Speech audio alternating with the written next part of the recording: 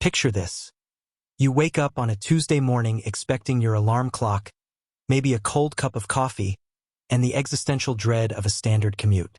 Instead, you open your eyes and find yourself wearing a silk-embroidered academy uniform that costs more than a small island, possessing jaw-dropping anime antagonist cheekbones, and standing in front of a giant glowing stone plaza called the Jiang Academy Summoning Platform. Welcome to the life of Guzei. Back on Earth, he was just a regular, dangerously self-aware guy who spent way too much time reading generic web novels and criticizing bad anime plots. But now, he has officially transmigrated into the ultimate cliché. A high-tier, insanely wealthy, impossibly handsome aristocratic student who exists in this universe for exactly one reason: to get slapped across the face by the protagonist to prove a point. Let's look at the world layout here, because the world building is hanging on by a thread thinner than gas station toilet paper. Apparently, humanity is constantly besieged by giant ferocious beasts, so instead of building better artillery or developing basic orbital strikes, society decided that teenagers should stand on magic circles on their 18th birthday to summon pet Pokemon to do the bleeding for them. It is an economy entirely based on magical animal cockfighting, and nobody in command sees a single logistical problem with this. Guzei takes one look at the summoning stage, and his genre-savvy brain instantly recognizes the exact plot line he has been dropped into. Standing right in the center of the platform is Chu Fan, the standard issue, gloomy-faced protagonist from the slums, and standing next to him is Lin Yanran, a girl whose ego is currently inflating faster than a tech startup valuation with zero actual revenue. The summoning light flashes. Chu Fan actually pulls off a double summon. His first beast is an A-rank Crimson Flame Dragon, which looks like a majestic, fire-breathing lizard. But his second beast? A tiny, shivering F-rank ordinary Shadow Flame cat that looks like it just survived a spin cycle in a washing machine. Now, in any logical, functioning society, summoning a freaking A-rank dragon plus a bonus cat would make you a top-tier recruit. But remember, we are operating on brain-rot NPC logic here. Lin Yanran takes one look at the F-rank kitten, completely ignores the fire-breathing apex predator standing right next to it, and instantly decides Chu Fan is trash. She steps up, points her finger, and declares that Chu Fan somehow tampered with her summoning array to steal her dragon. Because obviously, a kid from the slums hacked a magical dimensional stone using sheer bad vibes. The crowd of NPC classmates instantly starts chanting for Chu Fan to be expelled, displaying critical thinking skills that would make a rock look like Albert Einstein. Lin Yanran puffs out her chest, hits Chu Fan with the classic, "Let's break up. You are no longer worthy of me. My future lies in the stars while you belong in the dirt," monologue. It is a speech so thoroughly recycled it should qualify for a federal green energy subsidy. Up in the VIP balcony, Guzei watches this absolute circus and rubs his temples. He knows exactly what happens next in the original plot. Chu Fan gets humiliated, triggers a secret millionfold upgrade system, powered by teenage emotional damage, turns that dumpster-diving kitten into an SSS-grade void-devouring black hole, and then spends the next 80 chapters systematically murdering everyone in the city who ever looked at him funny. And since Guzei is currently wearing the uniform of a haughty elite class senior, he is scheduled to be collateral damage by Tuesday afternoon. Guzei smiles. A slow, terrifyingly charming villain smile. If the universe wants to run on broken web novel logic, he isn't going to wait around to become expunged server data.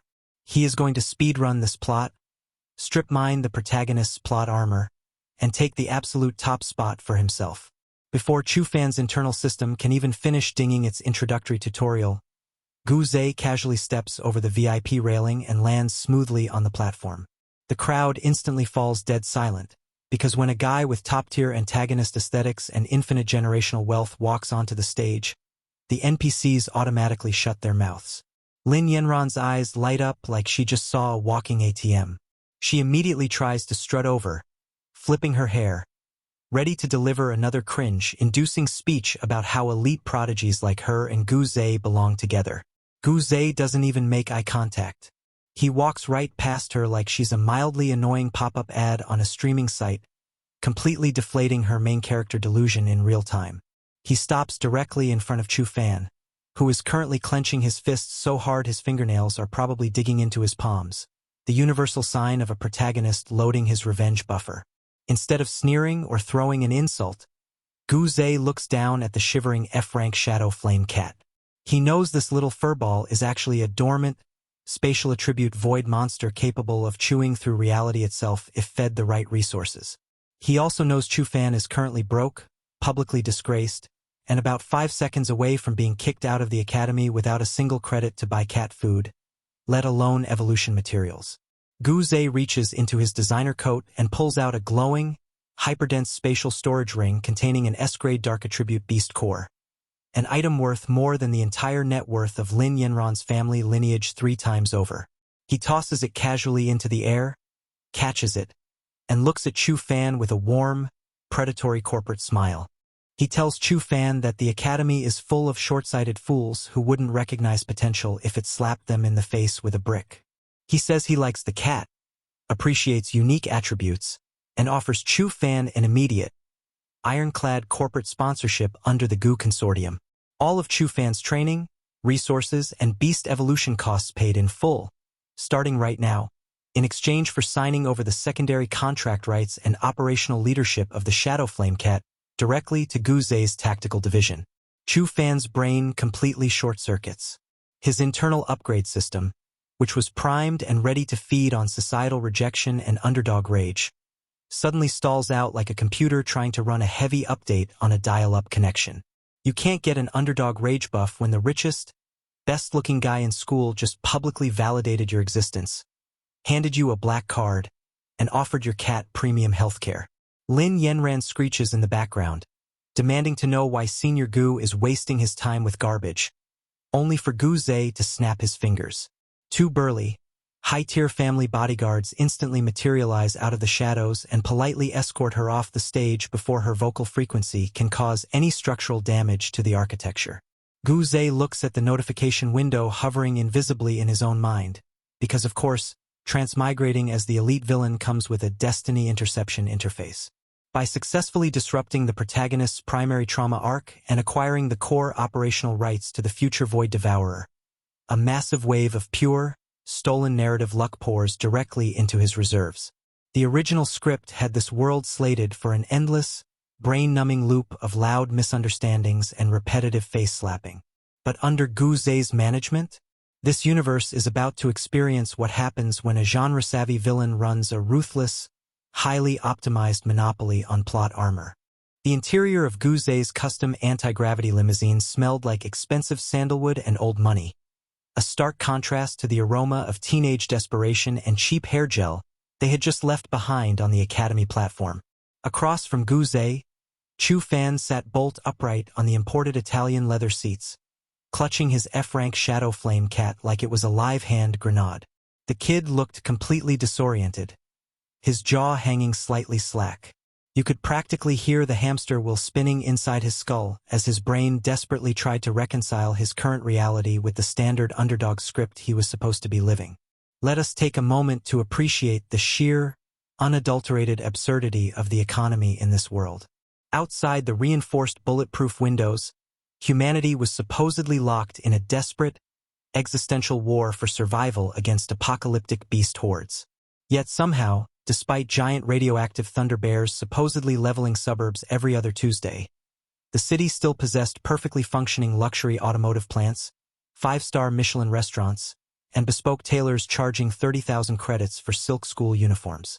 The supply chain logistics alone should have caused a complete societal collapse within 48 hours, but apparently, as long as you have anime-style teenagers yelling attack names at glowing pets, basic macroeconomics simply ceases to exist. It is an economic model that makes modern crypto rug pulls look like conservative treasury bonds. Chu-Fan finally swallowed hard, looking down at the glowing S-grade dark attribute core sitting in his lap. In the original plot line, this exact item was the ultimate MacGuffin, something he would have had to cough up blood, break 3 ribs, and survive a 30-chapter tournament arc in the mud just to catch a glimpse of. Now, Guzei had tossed it to him like a complimentary packet of peanuts on a first-class flight. Before Chu-Fan could open his mouth to deliver some cliché speech about dignity or paying back debts, Guzei raised a single, well-manicured finger. He calmly explained that corporate synergy leaves no room for emotional outbursts. The Shadow Flame Cat was no longer a discarded runt. It was now an officially registered asset under the GU Consortium's Experimental Spatial Operations Unit. Health insurance, top-tier elemental kibble, and 24-hour veterinary care were already handled. In return, Chu Fan's only job was to stand there, look intimidating, and let Guzei handle the executive decision-making. Just as the limo glided toward the golden gates of the elite training compound, the dashboard display flashed red. An encrypted priority transmission forcefully overrode the vehicle's entertainment system, projecting a holographic avatar right above the minibar. It was Vice President Jiang of the prestigious Imperial Capital University, an old, withered fossil with a beard so long it probably had its own zip code, wearing the smug, self-righteous expression characteristic of middle management everywhere. In the original script, this old geezer was a primary early-game antagonist. He had apparently been stuck at the peak of the city-destroying level for 20 years and desperately needed a dark attribute beast core to break through to the nation-destroying level. Let us pause right here to roast this universe's power-scaling terminology, because whoever designed this ranking system clearly peaked during a middle school creative writing class. City-destroying? Nation-destroying? World-destroying? What happens after that? Franchise-destroying? Server reset-destroying? The inflation rate on these combat ranks moves faster than housing prices in a tech hub. Yesterday, an S-rank beast was treated like a walking weapon of mass destruction. Tomorrow, it will be used to heat up leftover pizza in the break room. Hologram Jiang cleared his throat, stroking his beard with practiced arrogance, and began delivering his prepackaged moral high ground monologue. He looked right at Chu Fan's cat and solemnly declared that for the greater good of the Alliance, for the future of human civilization, and to aid a senior educator's ascension, Chu Fan needed to voluntarily surrender his beast to be harvested for its dark essence.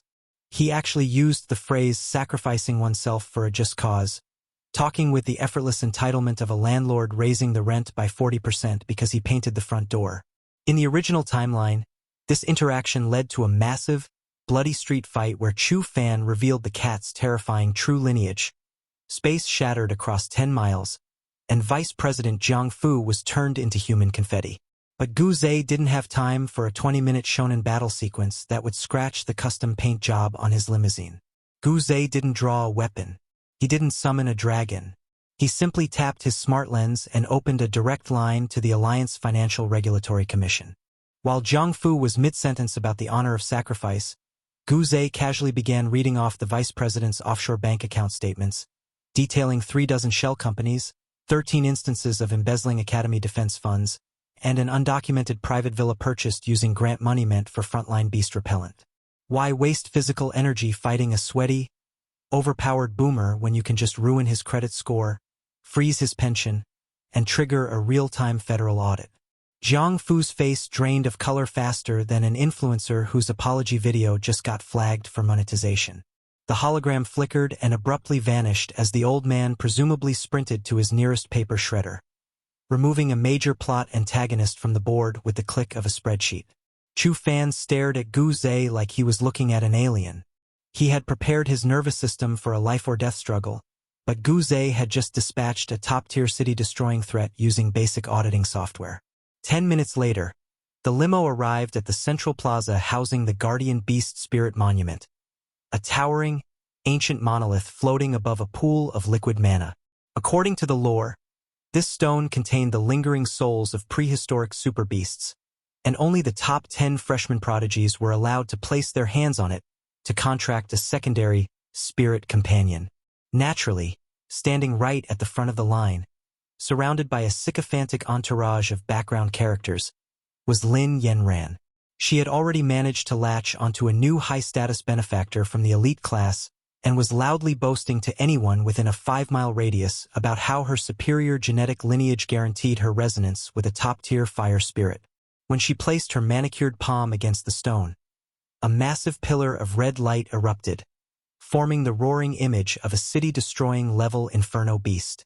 The crowd gasped right on cue, delivering their contractually obligated NPC praise about how she was the once-in-a-century genius who would lead humanity to glory. She turned around, smirking, fully expecting to see Chu Fan crying in the corner. Instead, she locked eyes with Guzei, who strolled up to the monument with his hands in his pockets, looking about as impressed as a health inspector at a roadside hot dog stand. Guzei stepped right past her, brushing her shoulder slightly. He didn't just place his hand on the monument. He placed his palm over the exact structural rune anchor he remembered reading about in Chapter 42 of the original web novel. Because he now possessed the condensed narrative luck stolen from Chu Fan's early redemption arc, the monolith didn't just glow. It violently shuddered. The sky overhead turned pitch black as spatial rifts spiderwebbed across the clouds. Out of the void materialized a massive, terrifying spectral entity. The Void Melter, a rare, spatial attribute world-destroying class guardian spirit that hadn't been seen since the founding of the universe. But instead of letting it bond with the protagonist, Guzei smoothly routed the spiritual tether directly into his own consortium's tactical binding grid, effectively locking the god-tier utility buff to his own personal profile while leaving Chu Fan as the designated Vanguard Strike team leader. Lin Yanron's smug smile shattered into 1,000 pieces. Her pristine, City Destroyer Fire Lizard suddenly looked like a wet matchstick next to an interdimensional spatial anomaly that casually bent light around its edges. The surrounding crowd went dead silent, their collective brains failing to load the required voice lines for a scenario where the arrogant rich guy not only steals the spotlight but pulls a mythical drop on his first roll. Guzei turned his head toward Chu Fan, flicking a speck of dust off his cuff. The real game hadn't even started yet. According to the token he had just extracted from the monument's core, the entrance to the Epic Tower, the secret realm holding the actual truth behind the beast invasion, required the fresh essence blood of 10 nation-destroying class apex predators from the deepest parts of the savage wilds. In the original story, Chu Fan spent 3 agonizing months running through mud, eating raw roots, and barely surviving 10 separate near-death boss fights to collect that blood. But Guzei looked up at the sky, where 3 heavy goo consortium orbital dropships were already breaking through the clouds, loaded with automated seismic charges and synchronized kinetic strike arrays. Why crawl through the dirt like a traditional shonen protagonist when you have enough industrial firepower to glass an entire ecosystem before lunch? The Goo Consortium's kinetic bombardment dropships did not arrive with a heroic anime soundtrack or a dramatic 10-minute magical transformation sequence. They arrived with the low, ear-splitting hum of industrial-grade turbine engines and the terrifying efficiency of a deep-sea drilling corporation about to violate local environmental protection laws. Down below, the deepest sector of the savage wilds looked less like a mysterious prehistoric ecosystem and more like a poorly designed MMORPG spawn zone created by a game developer who ran out of time before a holiday weekend. By all logical laws of biology and thermodynamics, 10 massive, nation-destroying class apex predators should require hundreds of thousands of square miles of exclusive hunting territory just to sustain their daily caloric intake without starving to death or cannibalizing each other.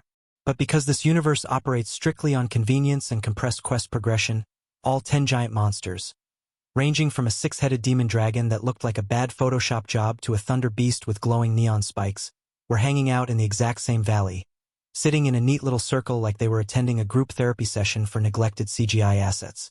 Guzei sat comfortably in a reinforced, climate-controlled command pavilion that his private logistical team had erected on a nearby cliffside in under 4 minutes. He crossed his legs, sipped a freshly brewed iced matcha espresso, and gave a single nod to his chief tactical officer. Up in the stratosphere, 3 orbital satellites aligned their targeting lasers. Why spend 80 chapters spitting blood, shouting friendship speeches, and swinging a sword at monsters that weigh more than a commercial cruise ship when you have access to tungsten core orbital drop weapons governed by AI-assisted ballistic software? Bright blue pillars of plasma descended from the heavens, striking the valley floor with the surgical precision of an IRS wage garnishment. The entire mountain range shook so violently that background trees disintegrated into splinters. In less than 45 seconds, the 10 nation-destroying beasts, creatures that the entire Beastmaster Alliance had literally spent the last century hyping up as unstoppable world-ending calamities, were reduced to 10 smoking craters of neatly tenderized barbecue. Automated recovery drones, buzzing like overgrown hornets, swooped down into the dust clouds, extracted the glowing vials of high-tier origin blood, and deposited them onto a silver tray right next to Guzei's coffee cup. Sitting across from him on a plush camp chair, Chu Fan watched the entire spectacle in paralyzed silence. His F-rank Shadow Flame cat, Little Devourer, was currently wearing a custom diamond-encrusted collar and lazily pawing at a bowl of freeze-dried imported salmon, passively absorbing enough residual experience points from the blast radius to skip 3 entire evolutionary tiers in under a minute. Chu Fan looked down at his own hands, slowly realizing that being a traditional underdog protagonist is actually the biggest scam in the universe. Why suffer through agonizing character arcs when you can just ride the coattails of a self-aware billionaire who treats monster hunting like a routine corporate asset acquisition? With the 10 nation-destroying blood samples secured, the sky above the valley cracked open, revealing the majestic, floating structure of the ancient epic tower. According to Alliance lore, this giant golden monolith contained the ultimate pre-Alliance heritage left behind by ancient world-destroying beast masters who supposedly sacrificed their lives centuries ago to save humanity. Naturally, the moment the tower's golden entrance beams touched the dirt, every self-important boomer and arrogant prodigy within a 500-mile radius swarmed the area like seagulls fighting over a dropped French fry at the beach. Right at the front of the pack was Lin Yanran. She had somehow already recovered from her public humiliation at the academy by attaching herself like a biological parasite to Li Guangtian, an 8th-ranked Alliance boomer who wore robes so heavily embroidered with gold thread, he looked like a walking chandelier. Lin Yanran strutted up toward the tower's entry pillars, pointing her chin at the sky, loudly announcing to the surrounding crowd of sycophantic NPCs that her S-class blazing flame dragon was destined to conquer all 9 trial levels and secure the divine world-ending legacy. She pushed her blazing lizard onto the first testing pillar. The stone groaned, flashed a mediocre yellow light, and barely cleared level 5 before the dragon wheezed and collapsed from exhaustion, looking like an overcooked bratwurst. Li Guangtian frowned, stroking his beard while making excuses about how the ancient runic difficulty settings were clearly bugged or suffering from server lag. Guzei didn't even bother walking up to the testing pillars. He simply strolled over to the base of the tower, pulled out an encrypted consortium tablet, and hardwired a diagnostic cable directly into the ancient stone altar's primary rune conduit. It turns out that pre-Alliance mystical architecture runs on an operating system so outdated and poorly coded it made legacy banking software look high-tech. Guzei's AI subroutines bypassed the magical firewall in 12 seconds flat, ran a basic SQL injection on the tower's validation array, and forcefully granted administrator privileges to his personal user profile. Every single stone pillar surrounding the epic tower instantly exploded into blinding, rainbow-colored light. All 9 levels cleared simultaneously with a score of 100% efficiency. The tower's automated voice echoed across the valley, announcing that the ultimate successor had been identified, completely bypassing the actual physical trials. Lin Yanran let out a screech that could have shattered bulletproof glass. She pointed a trembling finger at Guzei, screaming that he was a hacker, a cheater, and a traitor to human morality who clearly colluded with the beasts because his numbers were going up too fast. Li Guangtian immediately stepped forward, unleashing his nation-destroying aura, ready to deliver a righteous speech about confiscating Guzei's illegal gains for the glory of the Alliance. Before the boomer could even draw his breath, the epic tower's central doors slid open, and out floated the lingering holographic consciousness of the ancient world-destroying Beastmaster, a floating, ethereal sage who looked desperately in need of a software update. The hologram solemnly began his mandatory exposition dump, explaining that the universe was actually divided into 2 halves. The positive world, where humans live, and the anti-world, a negative dimension overflowing with dark origin energy that turns innocent creatures into rabid, mind-controlled, ferocious beasts. He explained how the ancient masters sacrificed themselves to build a magical firewall to keep the anti-world ruler out. Guzei rubbed his temples, cutting the ancient sage off mid-sentence. He looked at the hologram and explained that building a permanent wall without addressing the underlying pressure differentials of a 2-server ecosystem is basic structural negligence. And right on cue, proving just how terrible this world's security protocol actually was, the sky tore completely open. A massive, swirling vortex of dark space ripped through the clouds. Floating down from the rift was the Lord of the Anti-World, a grotesque, multi-dimensional mass of shadow tentacles and bad vibes that looked like a rejected concept design for a budget sci-fi movie. And floating right next to this cosmic abomination? None other than Lin Yanran. In a twist so cliché it could have been predicted by a broken magic 8-ball, she had literally sold out the entire human race, throwing her lot in with the literal embodiment of universal destruction. All because her ex-boyfriend got rich and she couldn't handle not being the center of attention on a local leaderboard. She laughed maniacally, her voice echoing with dark distortion, boasting that she now commanded an army of 10 world-destroying beasts and that humanity was about to pay the price for failing to recognize her superior main character energy. Guzei didn't even blink. He didn't monologue. He turned to Chu Fan, who was already adjusting his tactical gloves, and gave a simple corporate command: Vanguard Team Leader Chu, initiate hostile asset liquidation. Little Devourer, now fully fed on SSS-grade spatial resources and operating on unlimited consortium bandwidth, stepped forward and meowed. A localized interdimensional singularity, a literal pocket black hole, erupted right in the middle of the anti-world vanguard. The terrifying world-destroying beasts that Lin Yanran was relying on were sucked into the void like dust bunnies facing an industrial vacuum cleaner on maximum suction. While Lin Yanran and the Lord of the Anti-World stared in absolute, jaw-dropping horror at their instant military collapse, Guzei calmly materialized directly behind the floating shadow entity using his void melter spirit.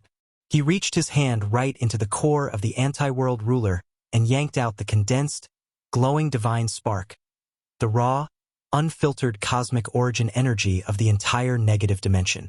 With a flick of his wrist, Guzei crushed the spark into his own consortium asset ledger, forcibly merging the positive and negative dimensions back into a single synchronized server. Across the entire world, the dark energy evaporated instantly. Millions of rabid, city-destroying ferocious beasts suddenly blinked, shook their heads, and turned back into fluffy, harmless, highly marketable spirit animals. Guzei looked out over the newly stabilized world. He hadn't just saved humanity. He had permanently eliminated the hazard pay infrastructure of the Beast Master Alliance, cornered the global supply chain on spirit animal pet merchandising, and turned the Protagonist into his highest-earning corporate executive. As a massive, multi-realm portal opened up in the sky above him, beckoning him toward infinite new universes filled with terrible plotlines and vulnerable economies ripe for disruption. Guzei adjusted his cuffs, flashed one last terrifyingly handsome smile at the camera, and stepped through to conquer his next market. And that right there is the absolute golden rule of surviving a rigged universe. Never waste your energy playing by the script someone else wrote for you.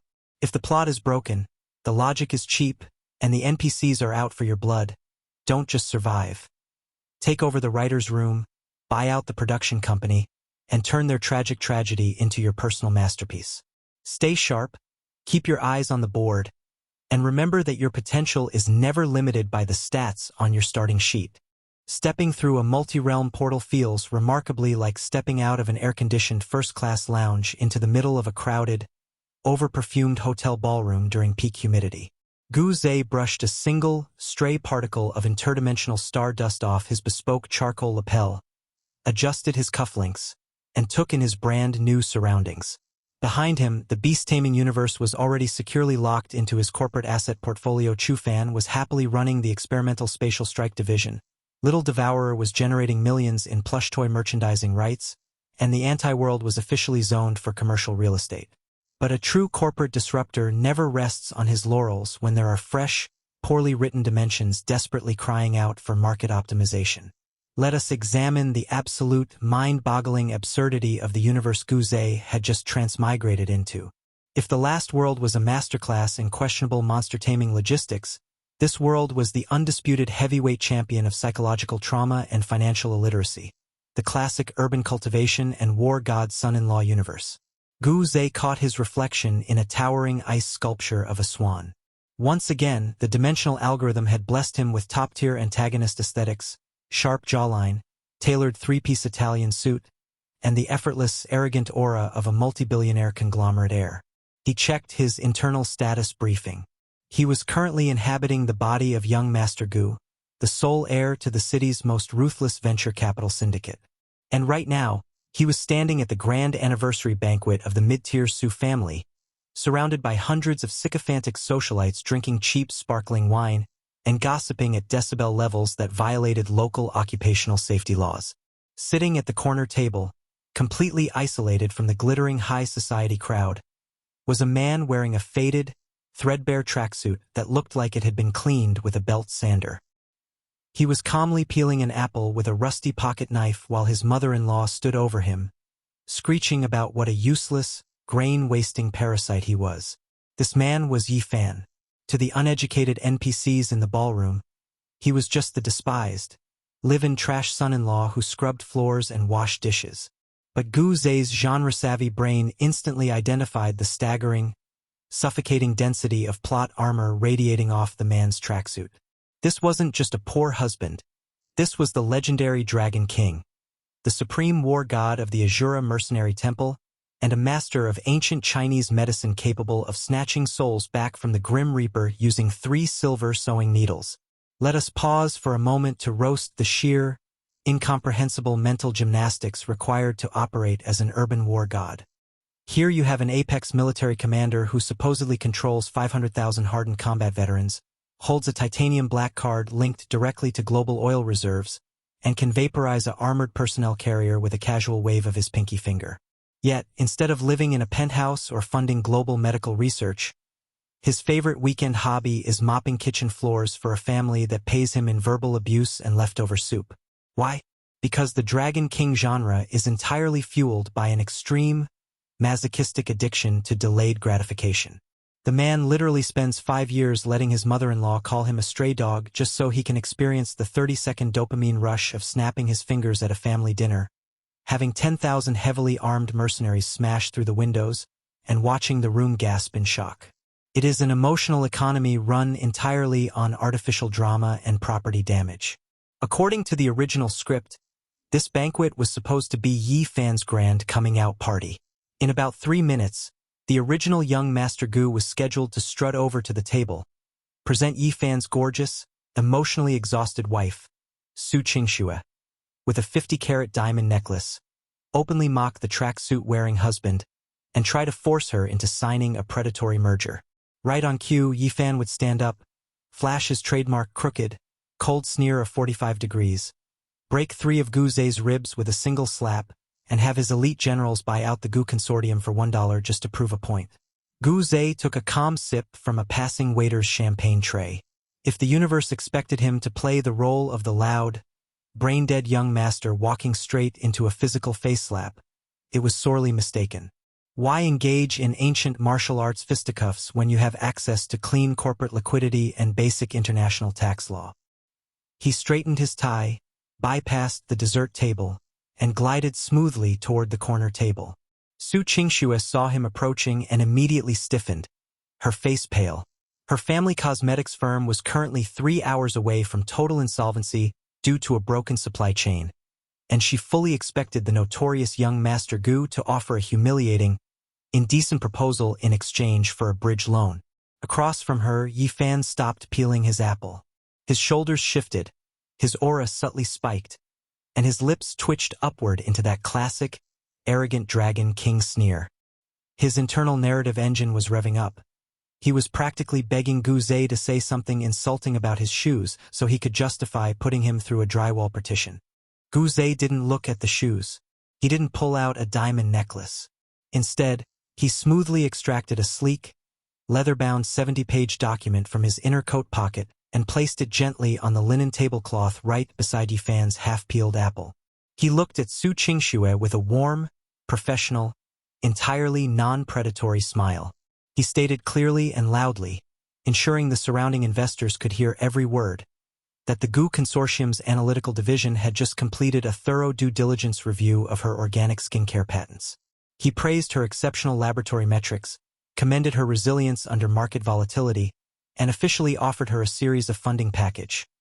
5 billion credits in immediate, clean liquid capital in exchange for a standard, non-controlling 18% equity stake, complete with full board independence and a dedicated global distribution network. The entire ballroom went dead silent. You could have heard a shrimp cocktail drop on the carpet. Su Qingxue's jaw dropped so low it practically touched her collarbone.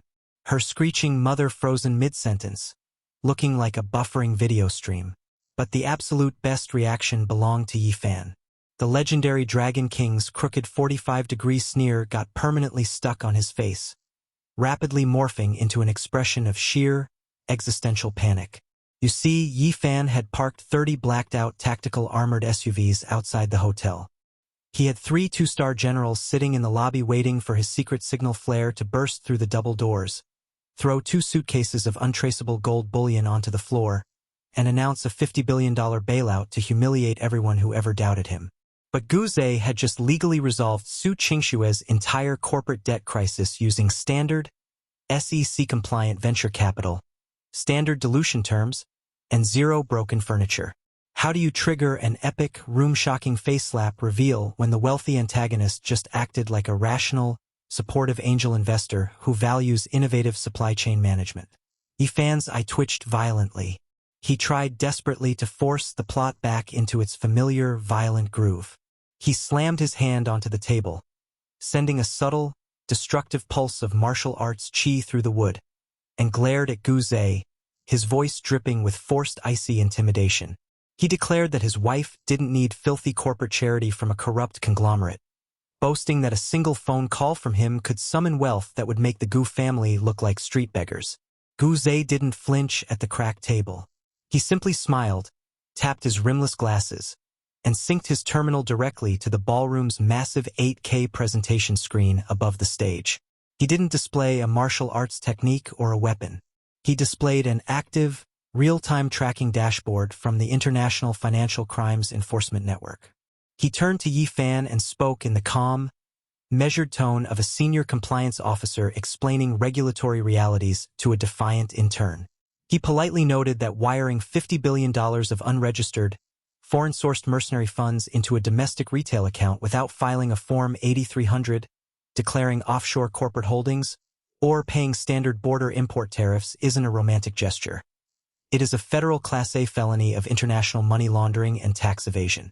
As the presentation screen flashed red with flagged accounts tied to the Azura mercenary temple, the hotel doors swung open right on time.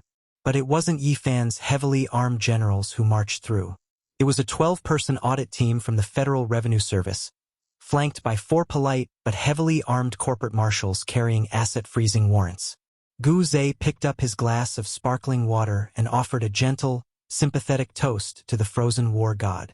Why spend 5 years scrubbing toilets for a dramatic reveal, only to get your primary operating accounts frozen by basic regulatory compliance before appetizers are even served? No matter what realm you land in, whether it's giant fire-breathing lizards or martial arts supersoldiers living in suburban kitchens, brute force and recycled cliches will always lose to structured leverage, clean accounting, and a self-aware mind that refuses to play by a broken script. Keep your standards high, your investments diversified, and never let an unwritten plot dictate your ceiling.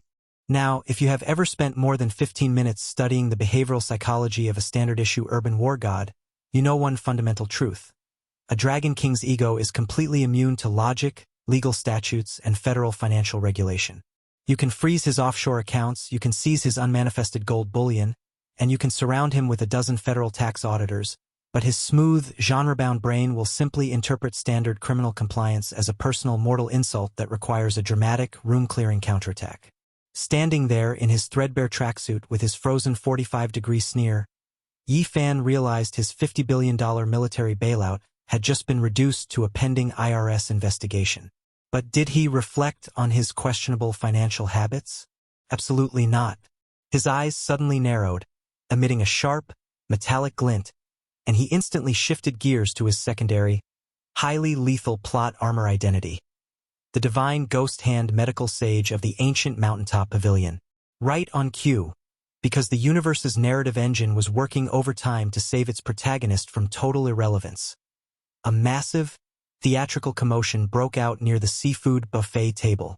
An elderly man wearing a custom-tailored silk tang suit suddenly clutched his chest, let out a dramatic gasp that sounded like a dry leaf blower, and collapsed onto the polished marble floor, sending a silver tray of cocktail shrimp flying in every direction. This wasn't just any random geriatric casualty. This was Patriarch Chun, the 85-year-old shipping tycoon whose family controlled 60% of the province's maritime freight logistics. And kneeling right beside him, Weeping hysterically in a designer evening gown was his granddaughter, Chan Bingbing, the classic iceberg beauty heiress whose company valuation was second only to the Gu consortium itself. A crowd of elite doctors, who had apparently all decided to attend this specific dinner party wearing their hospital stethoscopes over their tuxedos, rushed forward. They pressed 3 fingers to the old man's wrist, shook their heads with exaggerated sorrow, and collectively declared the situation hopeless. According to their expert diagnosis, Patriarch Chan was suffering from the dreaded 19 frozen heart pulse deviation, a fictional, medically impossible disease that web novel authors invent whenever they need someone to die of dramatic hypothermia without stepping outside into the snow. Yifan's eyes lit up with predatory glee. This was his exact home turf.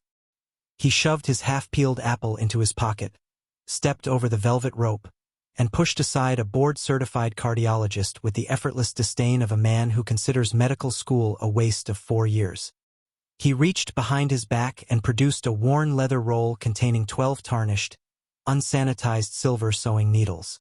Let us pause right here to thoroughly roast the sheer, unbridled biological hazard of the ancient silver needle miracle cure trope.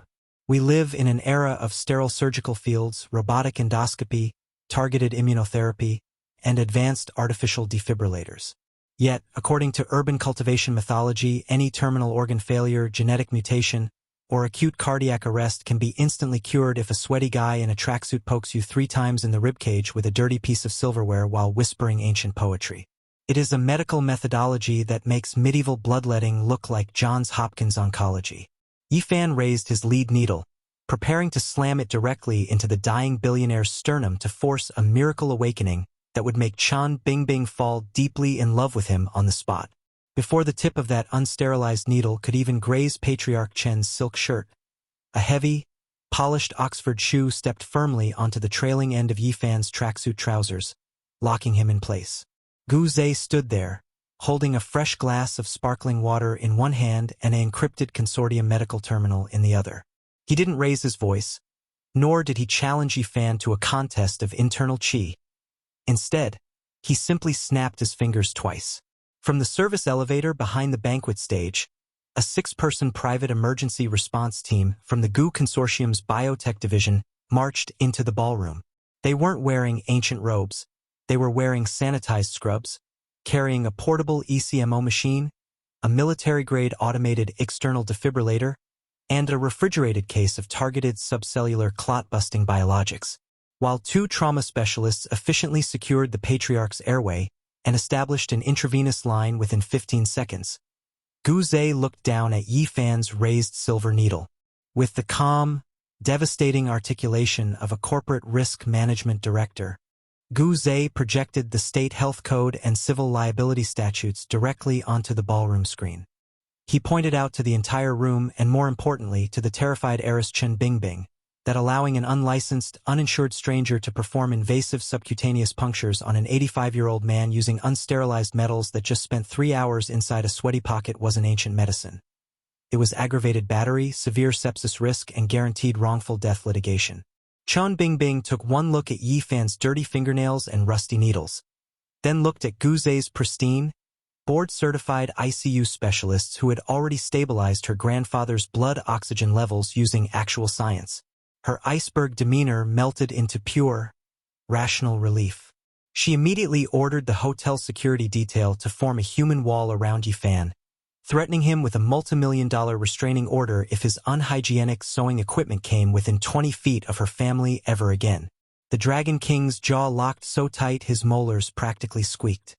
His $50 billion mercenary fund was frozen by tax compliance, and his legendary medical debut had just been dismantled by basic sanitation standards and hospital malpractice insurance. As the emergency medical technicians safely wheeled Patriarch Chan into a climate-controlled ambulance, Chan Bingbing walked directly over to Guzei, ignored Yifan completely, and signed an exclusive 5-year logistics distribution contract with the Gu Consortium right on the hood of his limousine. Inside Guzei's mind, the dimensional interface chimed with a deafening, golden ring. By stripping Yifan of both his financial liquidity and his secondary medical salvation arc, the narrative structure of the Urban War God server had officially been completely liquidated. The stolen luck poured into Guzei's reserves, overloading the simulation's localized physics engine. When you apply actual regulatory compliance, hygiene standards, and macroeconomic logic to bottom-tier fiction realms, the fabric of spacetime tends to buckle under the weight of sheer common sense. A massive, jagged rift of blue light tore through the hotel lobby's ceiling, swallowing Guzei whole before Yi Fan could even finish charging up his 30-second martial arts monologue. When the spatial distortion cleared, Guzei found himself sitting in a high-backed leather executive chair behind a massive mahogany desk inside a climate-controlled penthouse office overlooking a sprawling metropolis. He glanced down at the brass nameplate resting next to a half-finished cup of Blue Mountain coffee. Guzei, Chief Executive Officer and majority shareholder, Horizon Urban Redevelopment and Residential Housing Conglomerate. He tapped his smart lens to review the local server briefing, and a slow, deeply entertained smile spread across his face. He had just dropped into what was universally recognized as the absolute dregs of modern survival fiction, the Doomsday Ice Apocalypse Regressor/Stockpile Hoarder universe. Let us examine the narrative framework of this specific genre, because the sheer lack of structural engineering and supply chain reality is enough to make a city planner weep tears of blood. According to the premise of this world, exactly 30 days from today, a mysterious, unexplained cosmic cold snap will plunge the entire planet into a permanent -80-degree ice age, wiping out 95% of human civilization and reducing society to a brutal dog-eat-dog wasteland where people routinely murder their neighbors over a single pack of expired crackers. Our new protagonist, a 25-year-old former office drone named Chen, had apparently survived 10 years in this frozen hellscape before being pushed out of a window by his ungrateful, materialistic girlfriend over a half-eaten bowl of instant ramen.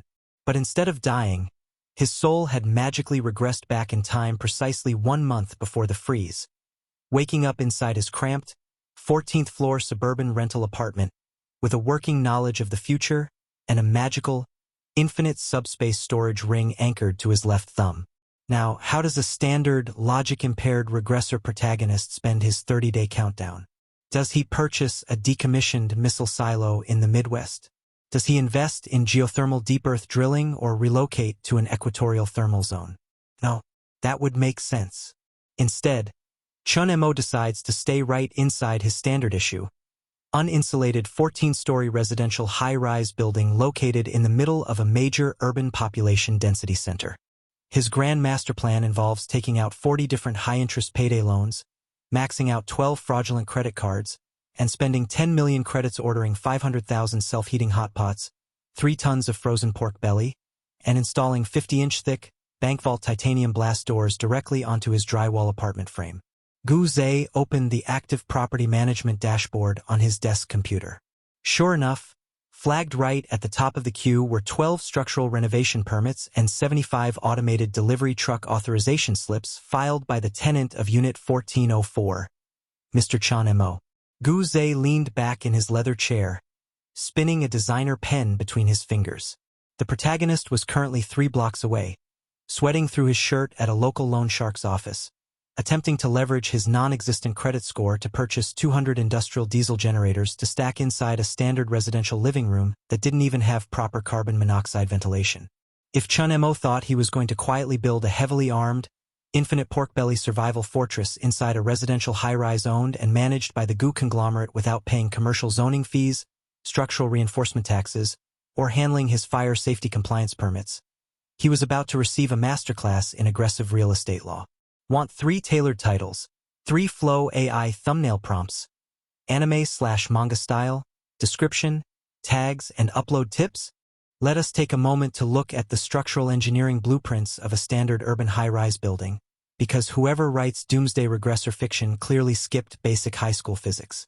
In the real world, residential floor slabs in a 14-story apartment complex are constructed using lightweight reinforced concrete designed to support a live load of roughly 40 to 50 pounds per square foot. That means the floor is engineered to comfortably hold a plush sectional sofa, a large-screen television, a moderately overweight golden retriever, and maybe a stationary exercise bike that eventually turns into an expensive clothes rack. If you decide to order 3 tons of frozen pork belly, 500 cases of self-heating hot pots, 200 industrial lead-acid batteries, and 12 heavy-duty diesel generators, and you stack all of that onto the living room floor of Unit 1404, you do not get an impenetrable doomsday survival bunker. You get a catastrophic, localized structural pancake collapse that sends your entire living room crashing directly down into Unit 1304 like a meat-filled elevator. And let us not even get started on the 50-inch thick, bank vault titanium blast doors. If you attempt to weld a multi-ton solid steel vault door directly into a standard non-load-bearing residential drywall frame, the frame does not magically reinforce itself to withstand a nuclear blast. The sheetrock simply crumbles like wet cardboard under the sheer gravitational stress, leaving your high-tech security door leaning awkwardly against the hallway carpet while your neighbors call the city inspector to report a severe building code violation. Down on the ground floor of the Horizon residential high-rise, our protagonist, Chen Mo, had just returned from a grueling afternoon of committing widespread financial fraud. He was wearing an old, weather-beaten tactical jacket, walking with the heavy, battle-hardened posture of a man who had spent 10 years fighting mutant ice wolves in the snow. Inside his coat pocket sat 40 different pre-approved payday loan agreements, 12 maxed-out credit cards, and a forged second mortgage. His internal monologue was running at maximum volume, constantly smirking at the foolish, naive masses hurrying past him in the lobby. In his genre-bound brain, taking out loans with 30% daily interest rates was an absolute masterstroke of genius because, as every regressor knows, exactly 30 days from now, the global banking system will collapse under 80 degrees below zero, rendering all debt collection agencies completely obsolete. Chen Mo pressed the elevator button for the 14th floor, his eyes gleaming with cold, veteran anticipation. He was ready to admire his newly delivered industrial diesel generators and begin welding internal iron cages across his balcony. But when the elevator doors slid open on the 14th floor, he did not step into a survivalist paradise. He stepped into a brightly lit corridor taped off with bright yellow municipal hazard banners, occupied by 6 corporate structural engineers holding laser diagnostic levels. For private security guards, and Guzei, who was impeccably dressed in a tailored charcoal suit, calmly reviewing a digital tablet. Chen Mo instinctively dropped into a tactical defensive crouch, his right thumb twitching toward his glowing, invisible subspace storage ring. He glared at Guzei with his trademark, ice-cold regressor stare, the kind of look that supposedly made seasoned wasteland warlords tremble in fear. He demanded to know what corporate dogs were doing outside his private sanctuary.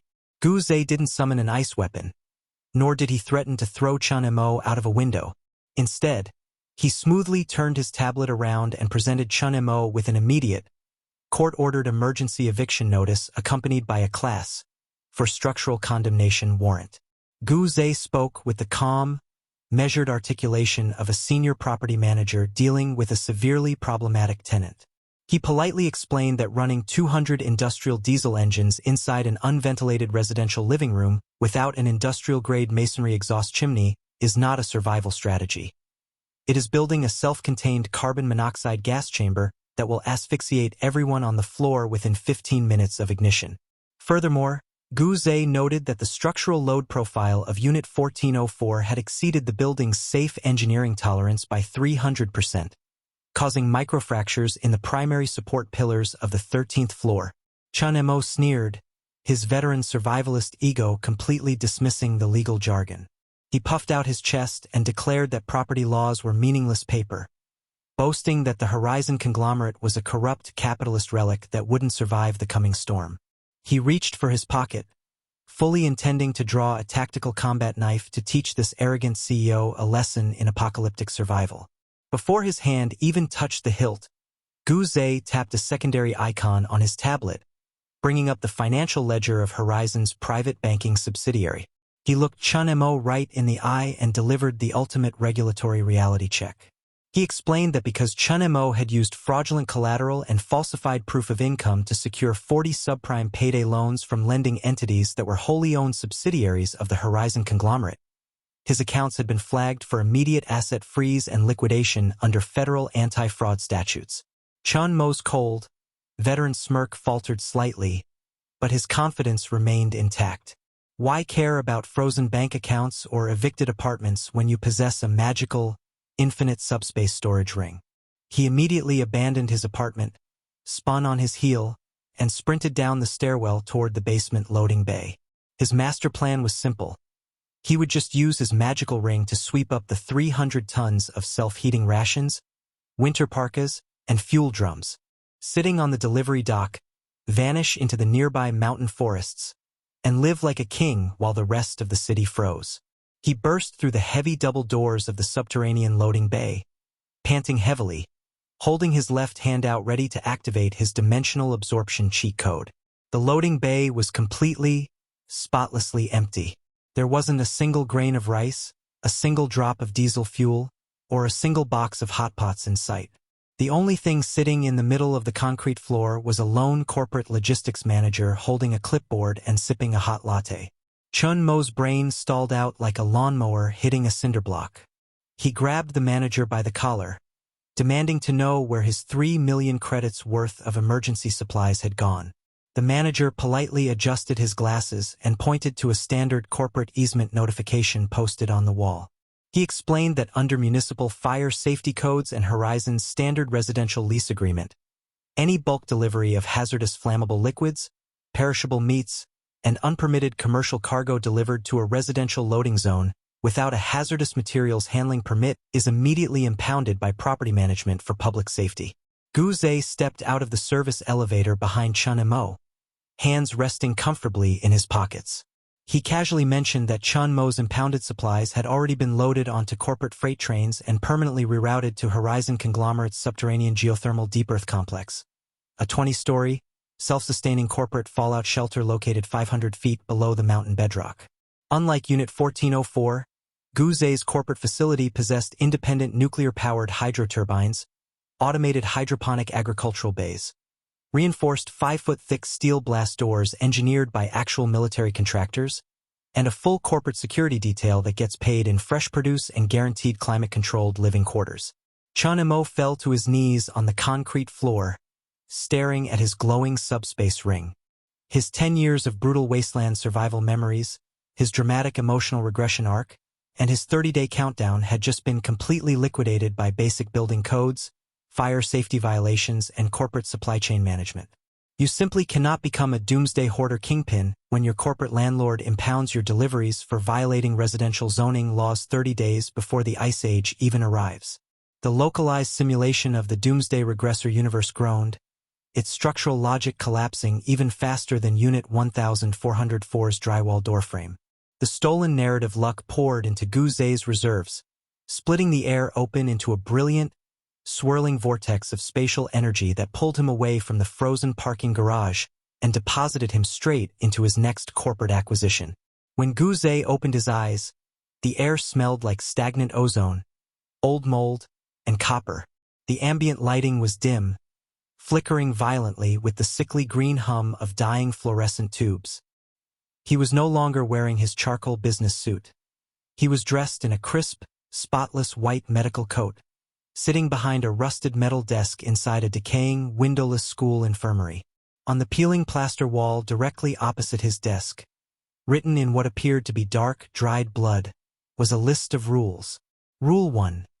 The school nurse must always wear a white coat. If the coat turns red, leave the room immediately. Rule 2. Do not look the hallway monitor in the eyes after midnight.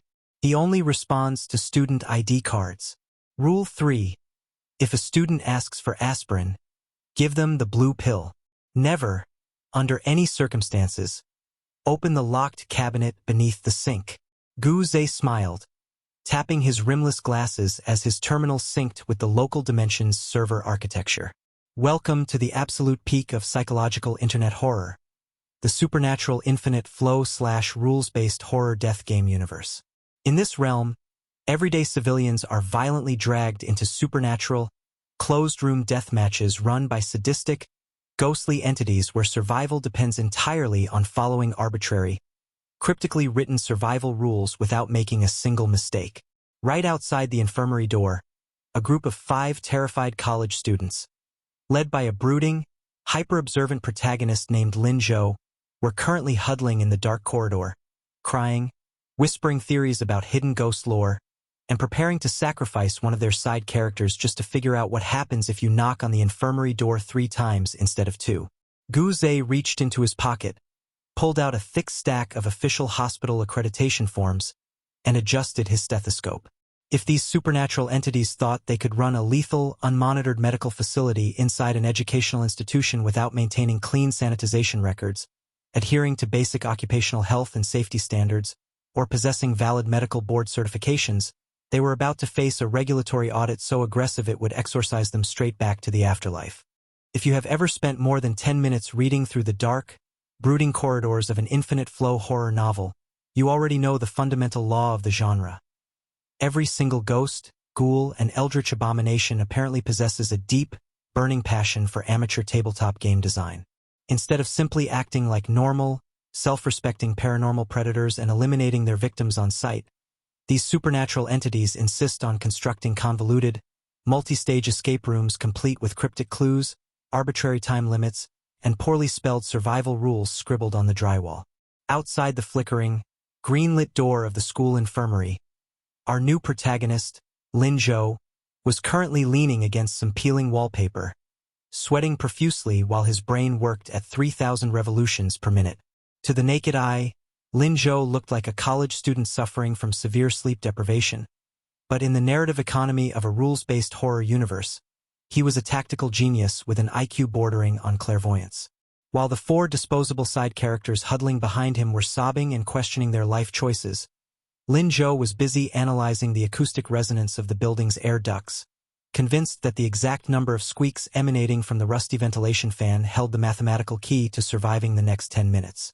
Let us take a brief, merciless look at the sheer logistical insanity of the rules written in human blood across the infirmary wall. First of all, from a purely hygienic and chemical standpoint, human blood is an absolutely terrible writing medium. It coagulates far too quickly, turns a nasty, illegible brown within 48 hours, and creates an immediate biohazard Class 3 exposure risk for both the educational staff and the student body. Furthermore, Rule 3 explicitly states that if a student asks for aspirin, the nurse must dispense a blue pill, and under no circumstances should the locked cabinet beneath the sink be opened. Why? If the locked cabinet beneath the sink contains a dimensional portal to a realm of flesh-eating maggots, why is it secured by a cheap $20 padlock from a local hardware store instead of a welded steel containment shroud? The liability issues alone are enough to make an insurance underwriter erupt into spontaneous combustion. Lin Zhou took a deep, steadying breath, pushed his glasses up his nose, and signaled to his trembling party. He had deduced his grand strategy. They would enter the infirmary exactly 3 seconds after the fluorescent hallway light flickered twice, walk backward to avoid breaking eye contact with the ceiling tiles, and present the school nurse with a forged excuse slip written in pencil. He kicked the infirmary door open, dropping instantly into a defensive martial arts stance, completely braced to come face to face with a terrifying, faceless phantom wielding a rusted surgical saw. Instead, the door swung open to reveal a brightly illuminated room, smelling strongly of lemon-scented industrial bleach and eucalyptus. Sitting behind a spotless metal desk was Guzei, dressed in a crisp, freshly pressed white lab coat over his tailored suit, calmly typing away on an encrypted corporate tablet while sipping a hot chamomile tea. Lin Zhou froze mid-crouch. His hyperanalytical brain instantly threw up 40 different mental error warnings. Where was the blood on the floor? Where was the terrifying spectral nurse? Why was this mysterious man sitting there looking like an overworked, highly paid medical director reviewing annual budgetary expenditures? Before Lin Zhou could launch into a convoluted interrogative dialogue to test whether Guzei was a shape-shifting anomaly, heavy, thudding footsteps echoed down the exterior hallway. The temperature in the room plummeted by 20 degrees as frost spiderwebbed across the window panes. Right on cue, the dreaded hallway monitor, a towering 9-foot-tall spectral monstrosity covered in stitched-together human skin, bleeding black ichor from its eye sockets, and dragging a massive, spiked iron rebar club, smashed its head through the doorframe. One of Lin Zhou's side characters had accidentally stepped on a cracked floor tile in the hallway after midnight, instantly triggering the entity's lethal execution protocol. Lin Zhou screamed for his party to scatter, reaching into his pocket for a magical protective talisman, he had sacrificed 3 ribs to acquire in his previous horror instance. He fully expected a brutal, room-destroying boss fight where 80% of his team would be turned into abstract wall art before he discovered the monster's hidden weak spot. Guzei didn't even look up from his tablet. He simply raised his left hand, held up a laminated, yellow-bordered regulatory citation, and blew a sharp, piercing blast on a silver corporate whistle.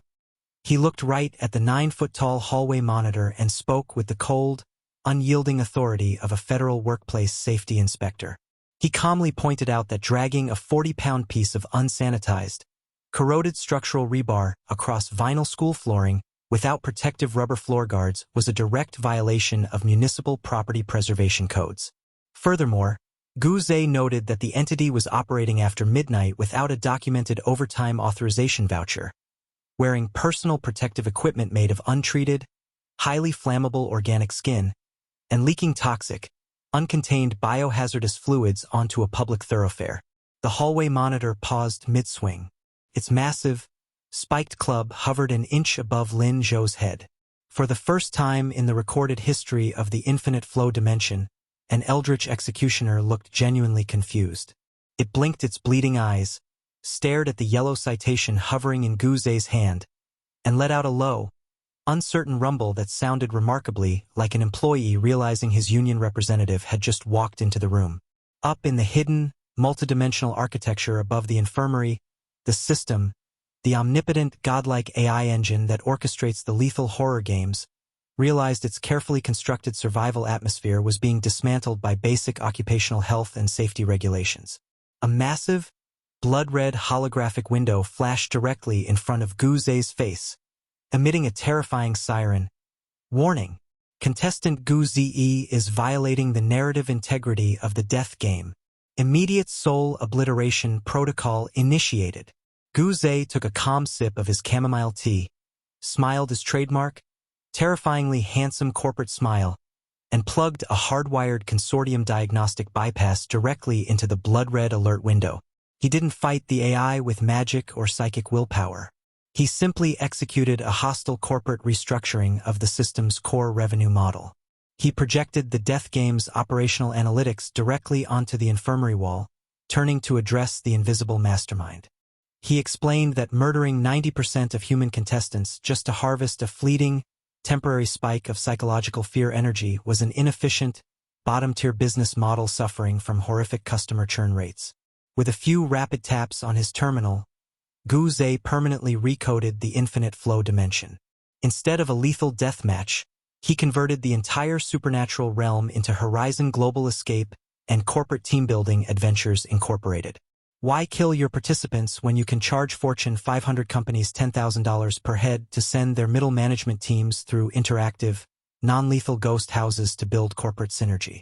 He monetized the horror, instituted a monthly subscription model for protective flashlights, and signed the hallway monitor to a highly lucrative, fully insured, salaried contract as a lead theatrical escape room actor complete with dental coverage and paid sick leave. The blood-red warning window instantly turned a soothing, corporate seafoam green.